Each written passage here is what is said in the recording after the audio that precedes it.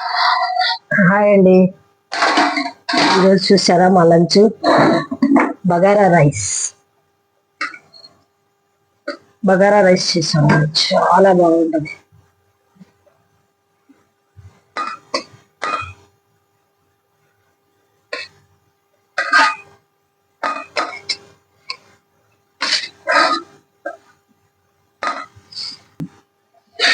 మా లంచ్ చూడండి, chicken curry చేశాను చూడండి.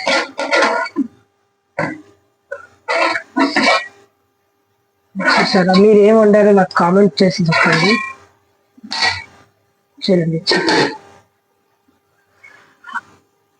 చూసారా, వేడి వేడిగా ఉందండి, కాలిపోతుంది చెయ్యి.